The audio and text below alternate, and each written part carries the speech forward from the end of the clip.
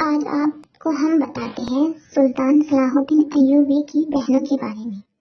سلطان صلاح الدین ایوبی کے بارے میں سب جانتے ہیں، یہ ہر مسلمان کے آئیڈل ہیں، ہیرو ہیں۔ لیکن کیا آپ جانتے ہیں ان کی 2 بہنیں تھیں، انہوں نے بھی اتہاس رچا ہے، ان کے بارے میں بہت سے لوگ نہیں جانتے۔ آئیے ہم آپ کو بتاتے ہیں۔ ان دونوں میں بڑی لیکن سلطان صلاح الدین ایوبی سے چھوٹی بہن فاطمہ خاتون کی وفات 23 جنوری سن 1220 میں دمشق میں ہوئی تھی اور وہیں ان کی قبر ہے۔ جب دمشق کی گلیوں سے ان کا جنازہ نکلا تو پورا شہر لوگوں کے ہجوم سے پٹ گیا تھا، پورا شہر ان کی موت کا ماتم کر رہا تھا۔ ان کے جنازے میں آج سے 800 سال پہلے تقریباً 4 لاکھ لوگ شامل ہوئے تھے۔ یوں تو فاطمہ خاتون ایک بڑے سلطان کی بہن حمص کی، سیریا کے گورنر کی بیگم، نبلش کے گورنر کی ماں تھی، لیکن یہ ان کا صحیح پیچھے نہیں ہے۔ ان کا ویکتتو اور ان کے کام خود ان کے پیچھے ہیں۔ یہ وہ عورت ہیں جنہیں آج 800 سال بعد بھی شام کے لوگ ان کے نام سے نہیں بلکہ انہیں ستو الشام کہہ کر یاد کرتے ہیں، یعنی کہ ملک شام کی سیدہ و مالکین۔ ان کے باپ، بھائی، شوہر، بیٹا بہت بڑے یودھا تھے۔ انہوں نے دیشوں اور شہروں پر وجے پائی تھی، پر انہوں نے دلوں کو جیتا تھا۔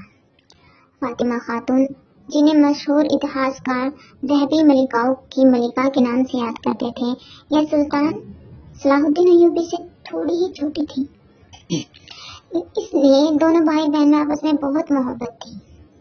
دونوں نے ایک ساتھ تعلیم حاصل کی۔ سلطان انہیں بے پناہ چاہتے تھے۔ جب یہ بڑی ہوئی تو ان کی شادی عمر بن لادن سے ہوئی۔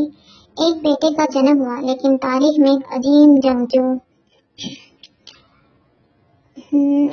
جنگجو حسام الدین کے نام سے جانے جاتے ہیں۔ بیٹے کی پیدائش کے کچھ دنوں بعد ان کے شوہر کا انتقال ہو گیا تھا۔ پھر ان کی دوسری شادی محمد بن شیرقہہ سے ہوئی، جو سیریا کے شہر حمص کے گورنر تھے، اور یہ دمشق سے پتی کے پاس حمص آ گئی، لیکن 11 سال بعد سن 1186 میں ان کا بھی انتقال ہو گیا۔ پھر انہوں نے شادی ہی نہیں کی، حمص سے دمشق آ گئی۔ دمشق میں انہوں نے ایک بہت بڑا مکان خریدا جو شہر کے جنرل ہاسپٹل نوری کے ٹھیک ہی سامنے تھا۔ اپنے گھر کو انہوں نے عورتوں کے لیے پڑھائی کا ذریعہ بنا دیا، جہاں میں خود بھی پڑھاتی اور روزانہ ہاسپٹل بھی جاتی، جہاں غریب مریضوں کی مدد کرتی، انہیں کھانے پینے، گرم کپڑوں کا انتظام کر کے دیتی تھی۔ کچھ دنوں میں یہ اتنی مشہور ہو گئی کہ دوسرے اسپتال کے مریض نوری اسپتال میں ان کی مدد کی امید سے آنے لگے۔ اپنے گھر کے دروازے انہوں نے غریب اور بے سہارا لوگوں کے لیے کھول دیے کہ ہر ایک کی مدد کیا کرتی تھی۔ یہ ہوتی ہیں مسلمان عورتیں۔ انہوں نے دیکھا کہ کئی سالوں سے جنگ کی وجہ سے اسپتال میں دواؤں کی کمی ہے، سرکار دوا نہیں دے پا رہی ہے، تو پھر کیا کیا جائے؟ آپ نے سوچا کہ کیوں نہ ایک دوا بنانے کی فیکٹری کھول دی جائے، جہاں کام کرنے کے لیے صرف مہیلا کو رکھا جاتا تھا، اور ان کے لیے شرط تھی کہ انہیں قرآن یاد کر رکھا ہو اور گھڑ سواری جانتی ہو۔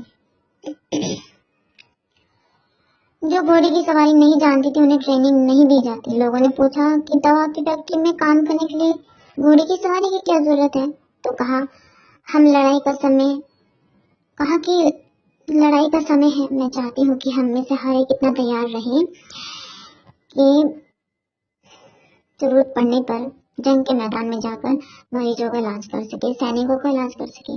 اتہاس میں شاید یہ پہلی ایسی دوا کی فیکٹری ہوگی جس کی استھاپنا و سنچالن عورتوں کے دوارا کیا گیا۔